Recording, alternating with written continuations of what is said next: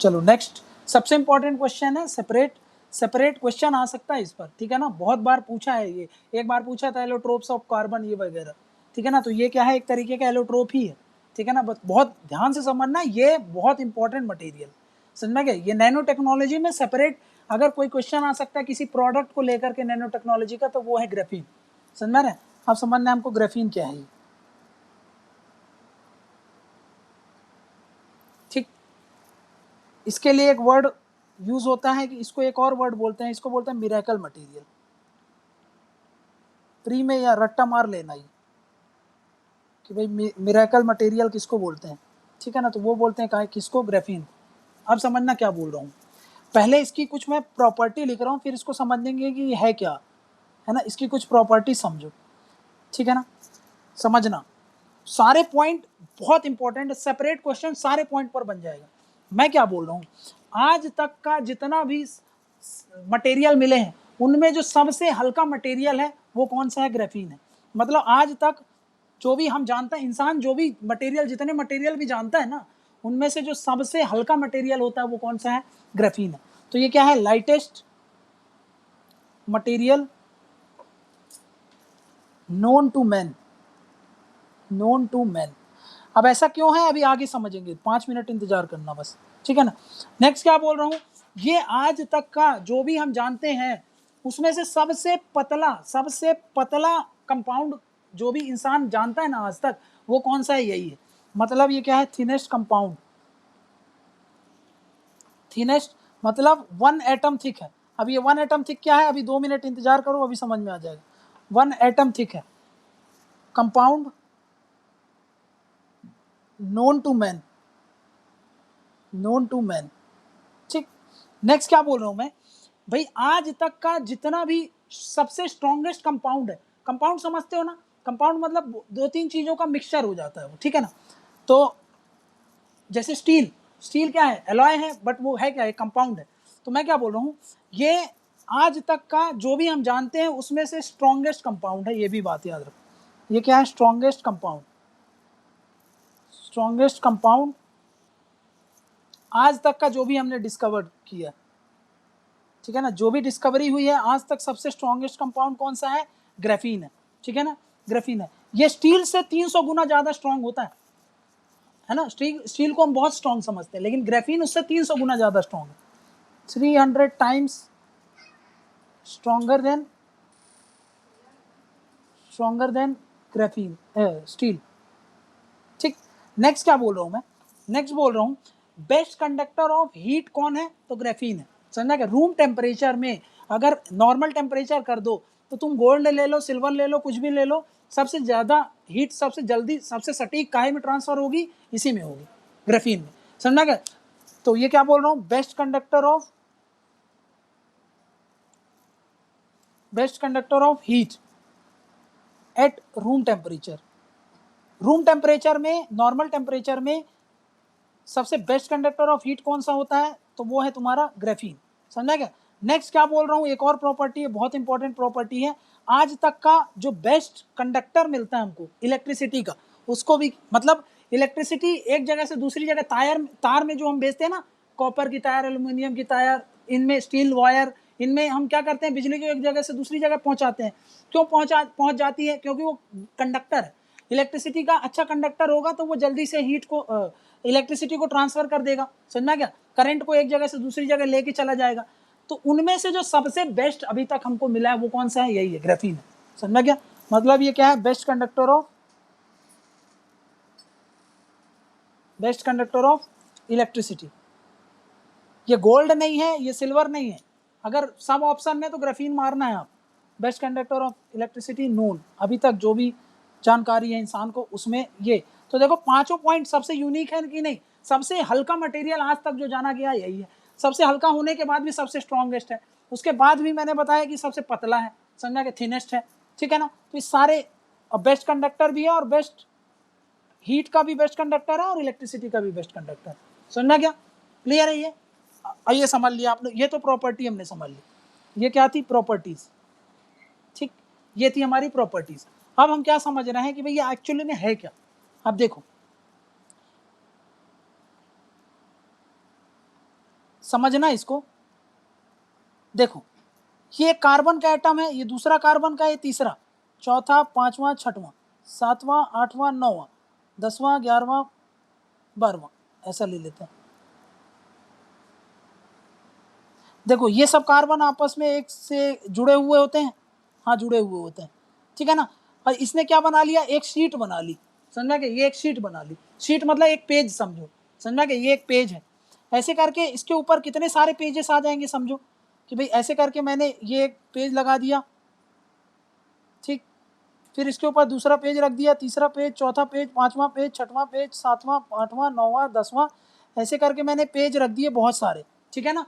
तो अब मेरे को ये क्या मिलेगा भाई, ये पहले सिर्फ एक पेज था और ये एक पेज एक एक कार्बन एटम से बना होता था, मतलब साइड में तुम देखोगे थिकनेस ऐसी थी, ठीक है ना। ये एक पेज है, सिंगल पेज है ये, ठीक है ना, ये सिंगल पेज है और इसमें एक कार्बन का अणु है, ये दूसरा कार्बन का अणु है, ये तीसरा कार्बन का अणु है, समझा क्या।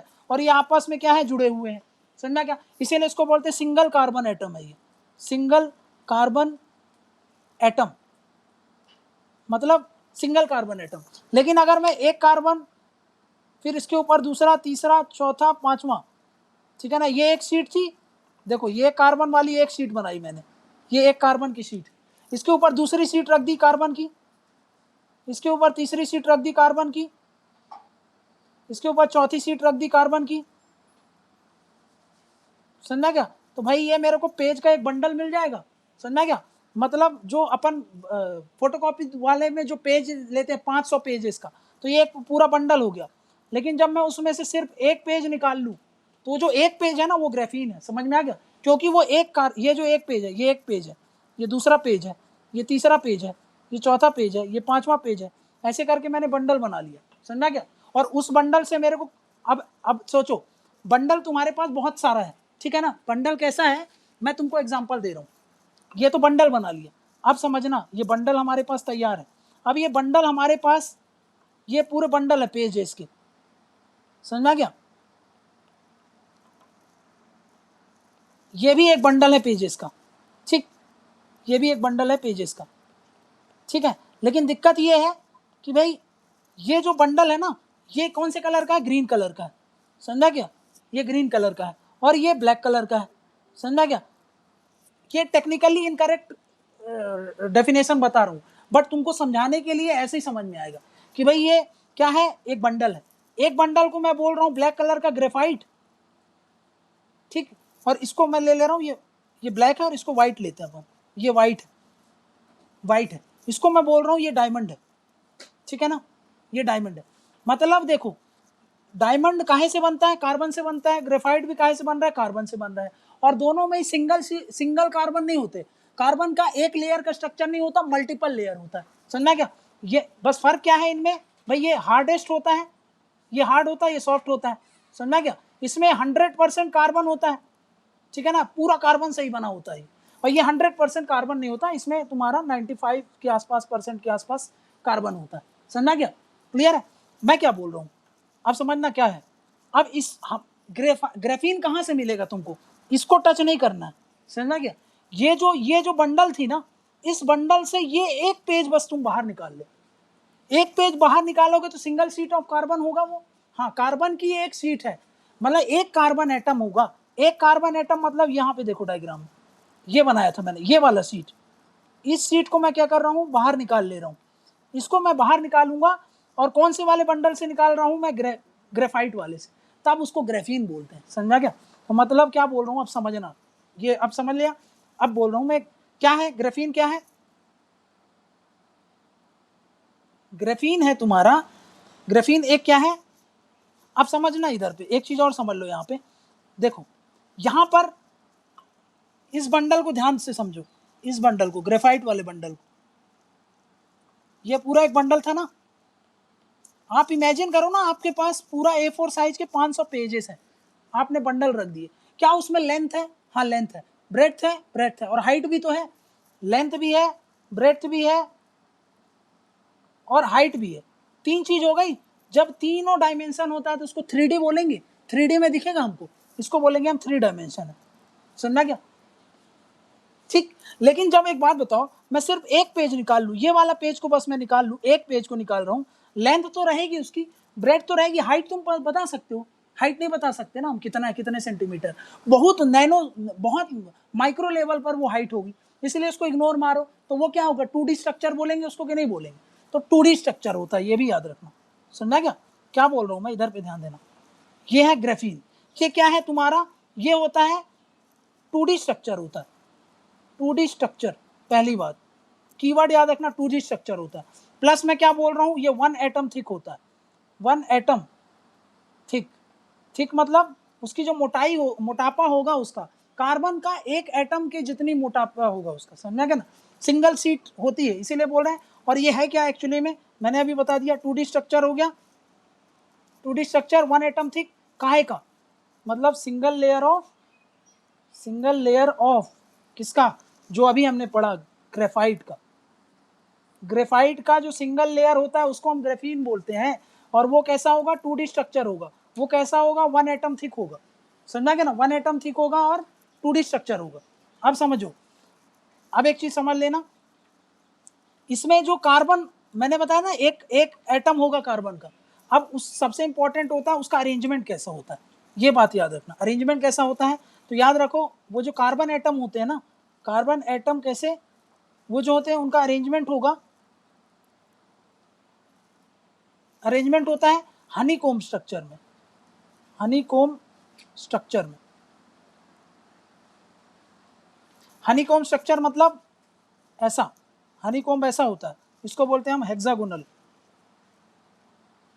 हेक्सागोनल लैटिस, समझा क्या, मतलब एक कार्बन यहाँ पे होगा, एक कार्बन यहाँ पे होगा, एक कार्बन यहाँ पे, एक कार्बन यहाँ पे, एक कार्बन यहाँ पे और एक कार्बन यहाँ पे।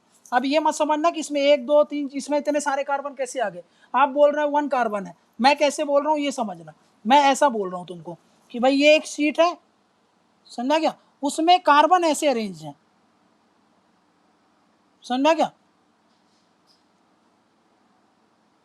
है तो वो एक एटम की ही थिकनेस, बट उसमें जो कार्बन का अरेंजमेंट है ऐसा है, समझा क्या ना। तो साइड से तुम देखोगे तो तुमको ये 1 एक ही कार्बन नजर आएगा, एक कार्बन ये रख दिया मैंने यहाँ, दूसरा कार्बन यहाँ पे है, तीसरा कार्बन है, लेटा करके उसको देखोगे तो तुमको ये क्या निकल के आएगा, तुमको बस ये सिंगल शीट ही नजर आएगी, समझा रहे, ये कार्बन होगा, ठीक है, ये कार्बन साइड से भी देखोगे, जैसे यहाँ पे देखो तुम,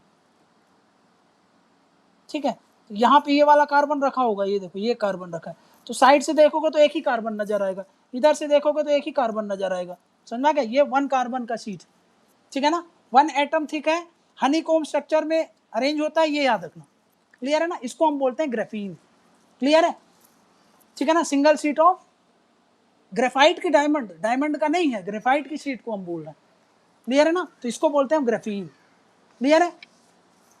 अब मैंने इतनी सारी तुमको प्रॉपर्टी बता दी, यहां पर देखो इतनी सारी हमने प्रॉपर्टी देखी भाई, कि भाई कहाँ गया ये, कि भाई इतना सारा मिरेकल मटेरियल, समझ में आ गया मिरेकल मटेरियल क्यों बोल रहे हैं, इन सारी प्रॉपर्टीज की वजह से।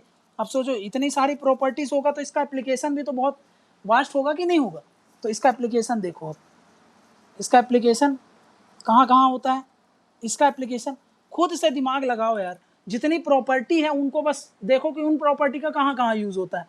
तो अभी मैंने क्या बताया कि भाई थर्मल, थर्मल प्रॉपर्टी है उसकी, थर्मल प्रॉपर्टी मतलब क्या बताया था मैंने कि बेस्ट कंडक्टर ऑफ हीट बोला जा रहा है अभी, है ना, बेस्ट कंडक्टर ऑफ हीट,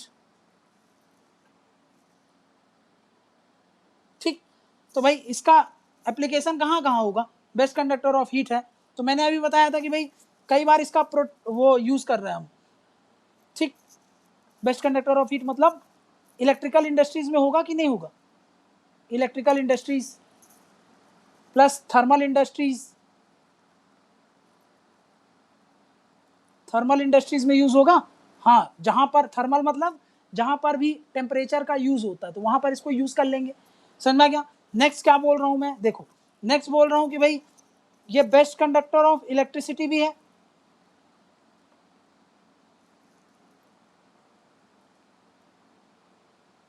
ये बेस्ट कंडक्टर ऑफ इलेक्ट्रिसिटी भी है, बेस्ट कंडक्टर ऑफ इलेक्ट्रिसिटी के कारण इसको कहाँ पे यूज होता है, इलेक्ट्रिकल इंडस्ट्रीज में होगा, हाँ इलेक्ट्रिकल इंडस्ट्रीज में होगा, इलेक्ट्रिकल इंडस्ट्रीज में होगा, समझा क्या।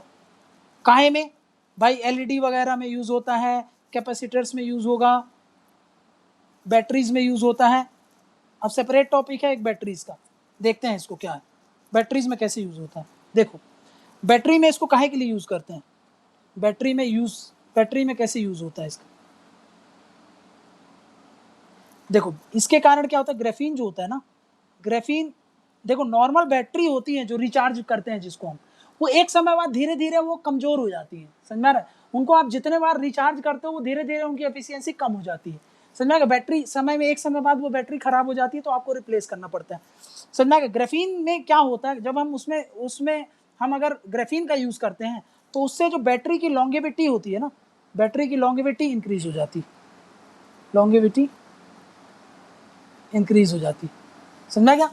बैटरी की लॉन्गेविटी इंक्रीज हो गई, ठीक है ना? प्लस इसको चार्ज करना बहुत इजी होता है क्योंकि बेस्ट कंडक्टर इलेक्ट्रिसिटी दे रहे हो आप, हीट जनरेट होगी, है ना? हीट और इलेक्ट्रिसिटी का बेस्ट कंडक्टर है तो भाई लॉस कम से कम होगा, कम से कम लॉस होगा तो ये चार्ज विद इन सेकेंड्स हो जाती है, समझा क्या?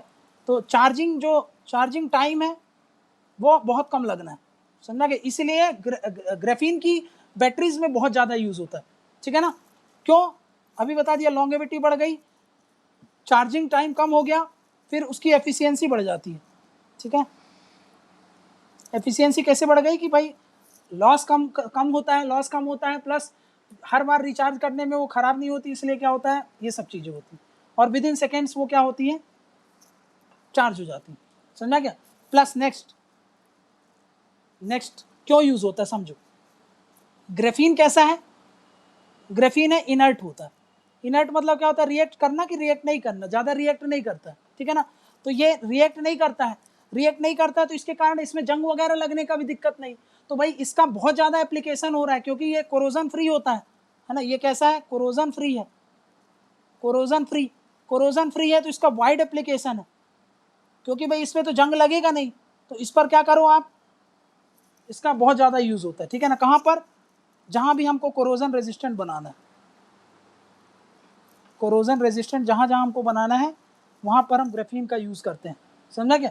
नेक्स्ट इसकी देखो स्ट्रेंथ, मैंने बताया ना कि बहुत स्ट्रेंथ, टेंसाइल स्ट्रेंथ भी बहुत होती है, स्टील से भी स्ट्रॉन्गर है, लाइट वेट है, समझा क्या? स्ट्रेंथ बहुत ज़्यादा है, इसलिए इसके हम क्लोथ्स वगैरह में भी यूज़ करते हैं, समझा क्या?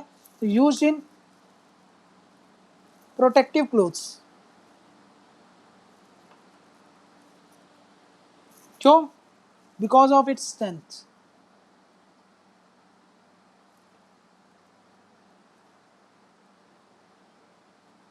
ठीक, उसकी स्ट्रेंथ के कारण उसका यूज होता है, समझा गया? अब ये इसकी स्ट्रेंथ इतनी ज्यादा है, नेक्स्ट देखो, नेक्स्ट क्या बोल रहा हूं मैं, नेक्स्ट इसकी स्ट्रेंथ बहुत ज्यादा है ना, स्ट्रेंथ बहुत ज्यादा होती है ग्राफीन की, इसलिए ये कंस्ट्रक्शन एक्टिविटीज में भी यूज होता है, समझ गया? यूज इन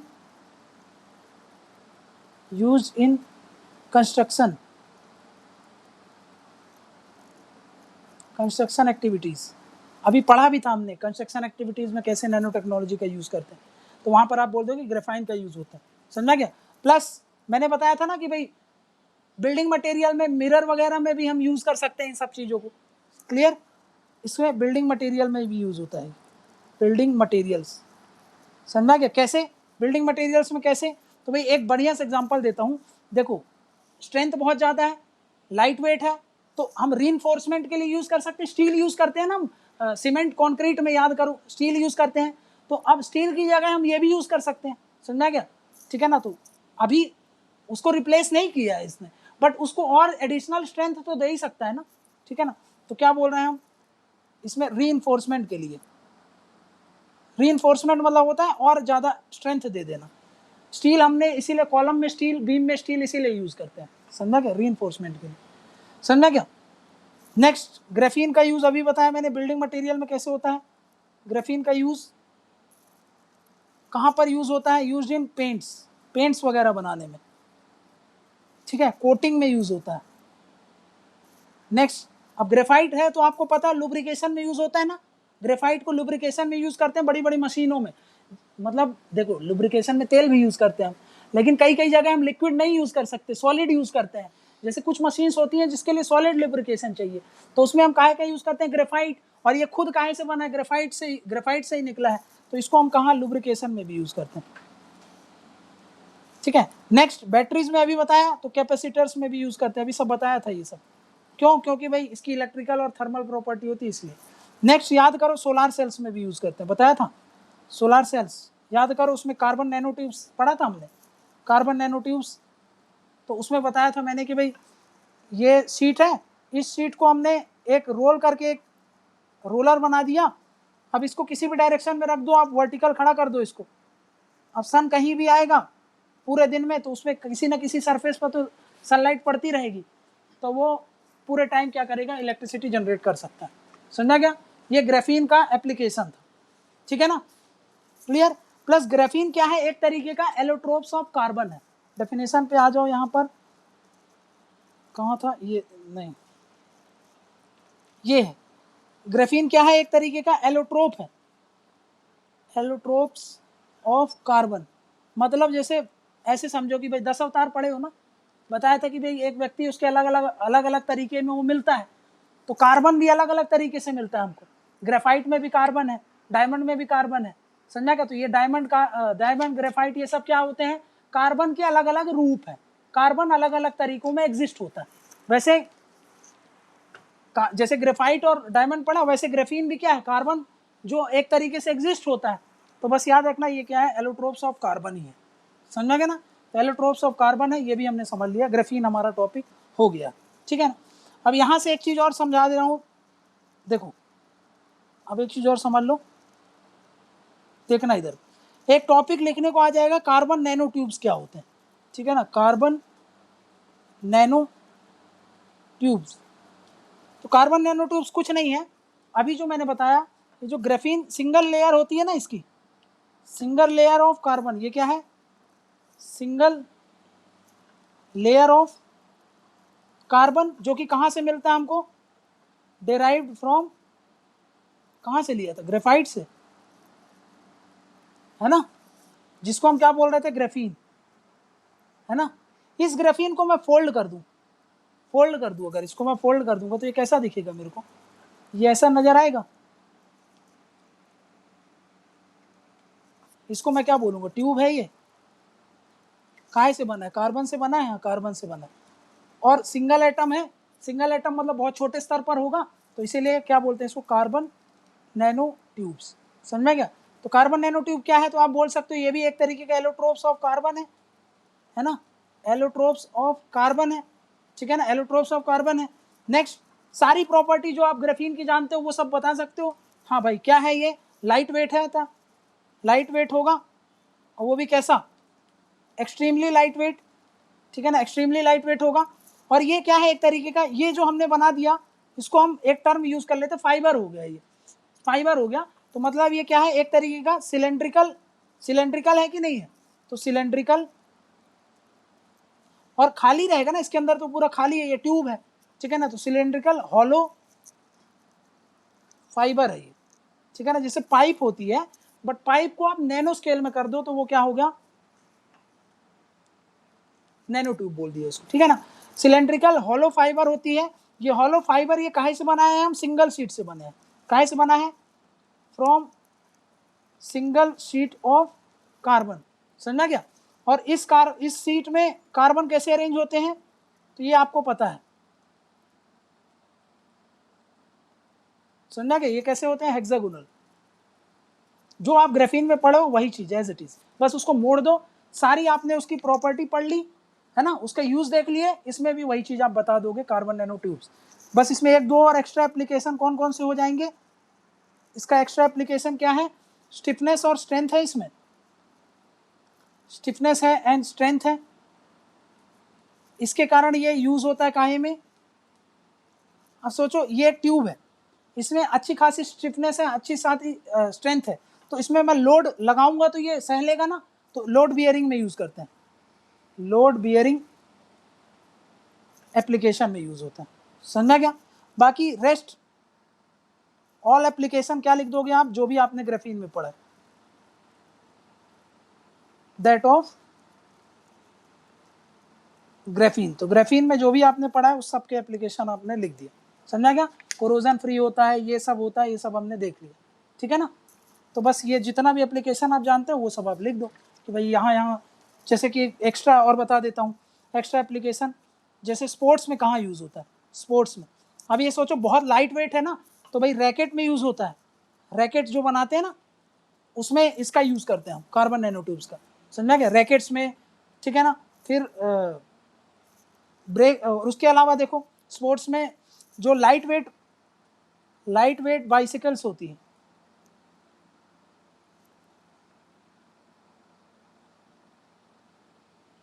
ठीक है ना? लाइट वेट जो बाइसिकल्स होती हैं, बहुत हल्की हल्की अब बाइसिकल बनाई जा रही है, उनमें हम इसका यूज़ करते हैं, कार्बन नैनो ट्यूब्स का, ठीक है? इसके अलावा देखो एक चीज़ जो बहुत इंपॉर्टेंट बता रहा हूँ तुमको, थोड़ा सा एक चीज़ इसमें भी याद रख लेना, जो वहाँ पे नहीं किया है ना वो सारे तो लिख दोगे, जो वहाँ पे नहीं किया वो सब बता दे रहा हूँ मैं, ठीक है? जैसे कि ऑटोमोबाइल इंडस्ट्रीज में भी यूज़ होता है,